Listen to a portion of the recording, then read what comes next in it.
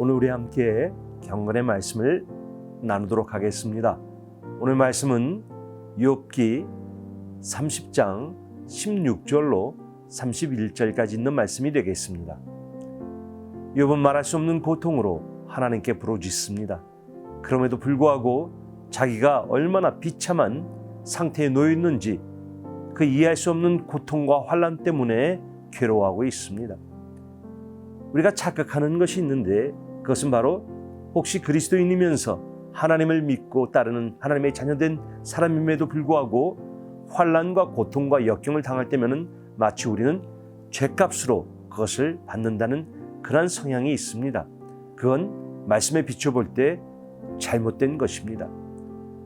그러나 고통을 지난다는 것은 너무나 힘듭니다.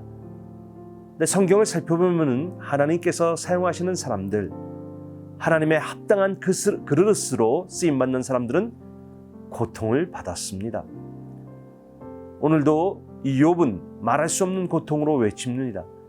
19절에 있는 말씀을 보면 자기의 인생이 진흙 속으로 내던짐을 받았다고 이렇게 고백합니다.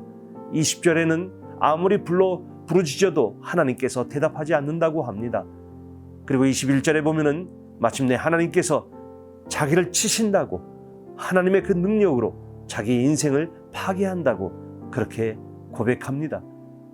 그러나 그 절규는 그 고난의 신비를 이해하지 못한 까닭입니다.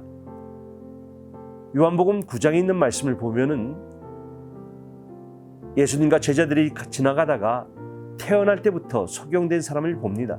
이에 제자들은 그의 불쌍한 사람, 그 나면서부터 속용된 사람을 측은히 여겨서 예수님에게 묻습니다. 저 사람이 저렇게 태어난 것이, 저렇게 고난받는 것이 자기의 죄값입니까? 아니면 부모의 죄값입니까? 그때 예수님은 말씀하십니다. 저 사람의 죄도 아니요 부모의 죄도 아니다. 이것은 오직 하나님의 놀라운 일을 드러내시기 위함이다. 그렇게 말씀하십니다. 고난을 통해서 하나님의 놀라운 축복이 임하고 있습니다. 다시 표현한다면 고난은 축복이 우리에게 다가오는데 고난이라고 하는 옷을 입고 옵니다. 이에 우리는 고난을 통해서 하나님의 합당한 그릇으로 세워지고 있는 것입니다. 오늘 이 말씀으로 여러분, 이 고난의 신비로운 하나님의 역사를 체험하는 그러한 어려움을 이기시는 여러분의 삶이 되시기를 주님의 이름으로 축복합니다.